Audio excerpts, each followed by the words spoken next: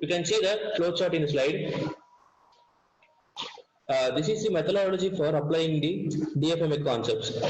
So the first thing to produce a product is to come up with a design idea. Then based on the idea, you have to decide how to implement the idea, that is the parts required, and also the assembly of the parts. Then you can see in the right side, then you can see arrow to the right, the suggestions for simplification of a product structure. So you make sure that the design idea you have come up with is optimized. Okay. So next, going on, and after the design concept, you select the materials required and the process to be done to attain the product. Then it is analyzed whether the material you have selected is economical and it also satisfies the product's performance criteria. So based on the above analysis, you come up with a best and optimized design concepts. That is the fourth step, best design concept. So you have based on the first four flowcharts, you come up with a concept where you refine the concepts to be more and more optimized.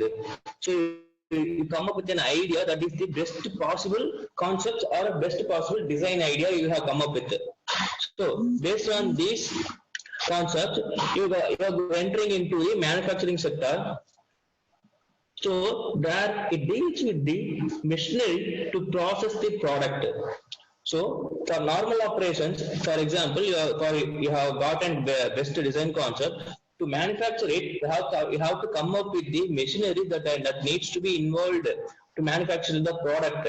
So for example, if you're using a lathe machine for for producing a rod or type of a simple product, you can use a simple standard lathe machines for doing the product.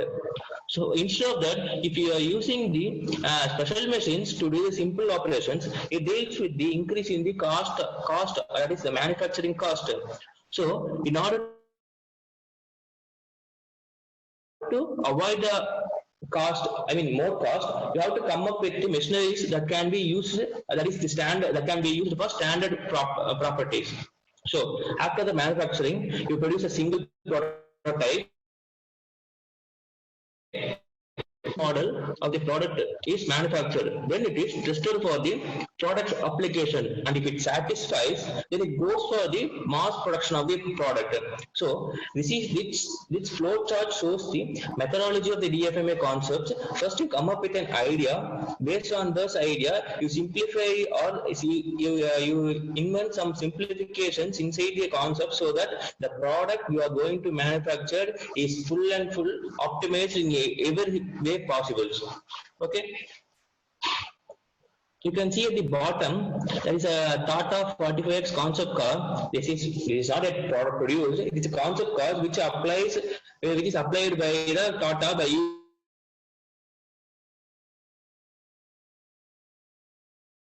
using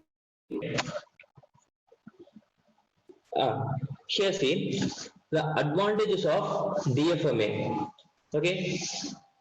First, we have to deal with what is the current scenario of the products we are producing. Here you can see today's products are tending to become more complex. Here, complex means the number of parts involved in a product. By applying the DFMA, we can reduce the number of parts involved in it. Next, the second one, made or required in increasingly large number. So demand for a product is always more. So when we manufacture a product or a part in large numbers, so that it satisfies the customer requirements all over the world. Next, intended to satisfy a wide variation in the user population.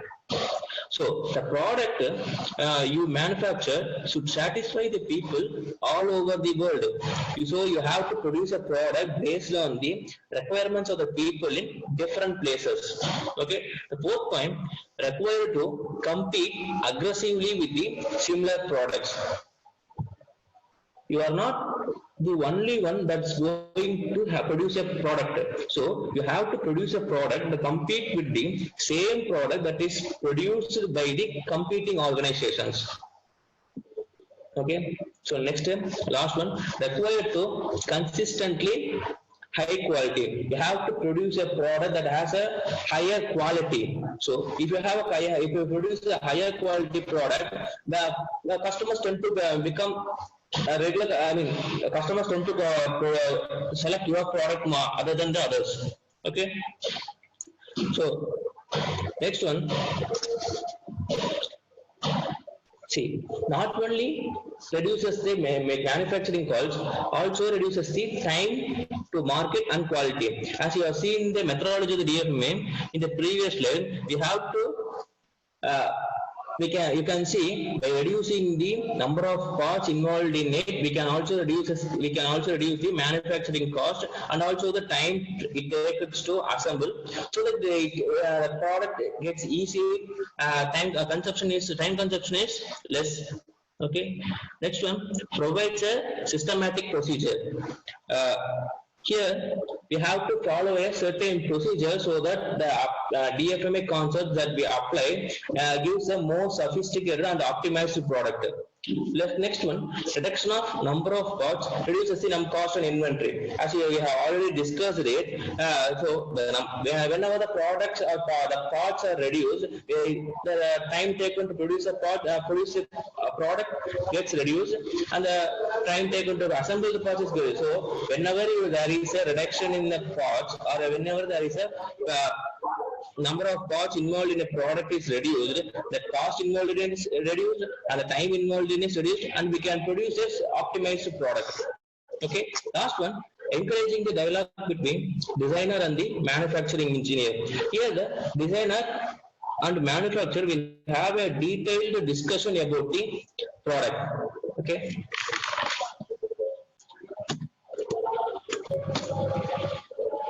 Then moving on to the next slide. This slide shows the companies that are applying the DFMA concepts. For example, Boeing, McDonald's, Ford, Hyundai, Nissan. These are the bigger organizations that are applying the DFMA concepts in every product they manufacture.